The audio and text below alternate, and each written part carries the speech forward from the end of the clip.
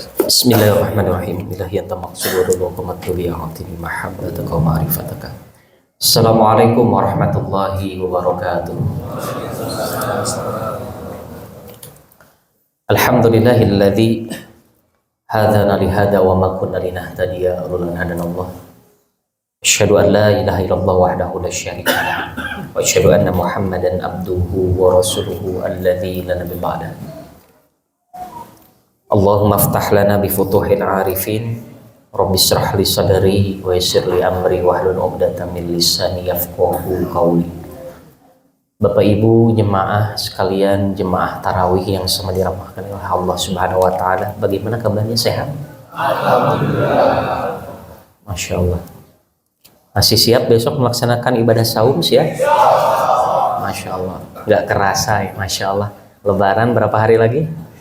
Masya Allah. Tenang. Baik. Para jemaah sekalian saya hormati oleh Allah Subhanahu wa taala. Teringat salah satu nasihat yang pernah diucapkan oleh Imam Al-Ghazali. Dikatakan adalah la tafrah. Jangan pernah merasa bahagia. Sekali lagi, la tafrah. Jangan pernah merasa bahagia jika Ramadan datang kepada kita. Kemudian setelah itu kita tidak merasakan Ramadan, akhirnya terlewat Ramadan.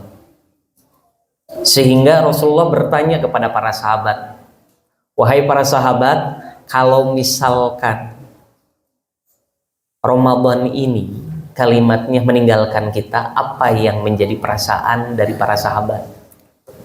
Maka para sahabat menjawab, kalau misalkan yang namanya 11 bulan setelah Ramadan ini adalah Ramadan, mungkin para sahabat akan memilih Ramadan lah sebagai 11 bulan yang lainnya. Karena di sini adalah Rasulullah bersabda, man qama Ramadana imanan wa ihtisaban ghufira lahu ma taqaddama min dhanbihi. Apa kata Rasulullah? Sabda Nabi Muhammad SAW, barang siapa koma di sana artinya menghidupkan. Bukan hanya qiyamul lail, tetapi menghidupkan tilawah Al-Quran, menghidupkan aplikasi dari Al-Quran, menghidupkan yang namanya amal solih, menghidupkan sedekah, menghidupkan yang namanya segala perintah Allah, dan meninggalkan segala larangannya. Di sini artinya Ramadan begitu hidup. Bukan hanya saum saja, akan tapi Ramadan ini menghidupkan. Sehingga Sayyidina Ali bin Abi Thalib mengatakan bahwasannya bercontohlah atau mencontohlah kepada salah satunya adalah ikan yang ada di laut. Meskipun rasa air yang ada di laut asin, tetapi ikan yang ada di laut tidak asin rasanya. Lantas yang jadi pertanyaan, kenapa yang namanya ikan, yang namanya hidup tahunan, bahkan hidup lama di yang namanya di laut, tetapi rasanya tidak asin? Menandakan ikan itu hidup. Akan tapi berbeda ketika suatu saat ikannya mati, Pak Bu. Tidak hidup, hanya di dalam artian kita kasih yang namanya garam, kita kasih yang namanya air, kita rendam yang namanya dengan air, maka berubahlah menjadi ikan asin. Karena kenapa? Karena yang dipertanyaan, ikannya nggak hidup. Sama seperti kita. Kalau kita hatinya hidup, keadaan maksiat apapun, ajakan apapun, selama hati kita hidup kepada Allah, maka kita tidak akan berubah sesuai dengan ajakan. Tetapi kalau hati kita mati, dibawa maksiat hayu, dibawa gapleh hayu, dibawa dalam artian gadang hayu. Karena kenapa? Tadi kalimatnya yang membedakan antara ikan dan kita adalah kalau ikan ketika mati rasanya, tetapi kalau kita bisa jadi bukan hanya rasanya tetapi kolbunya kita. Oleh karena itu momen di bulan Ramadan ini, kata Imam Al-Ghazali, dikatakan bahwasanya la tafrah, jangan pernah merasa bahagia ketika Ramadan datang kepada kita, ternyata lewat begitu saja, gak terasa sudah 1 Syawal lagi aja. Kenapa?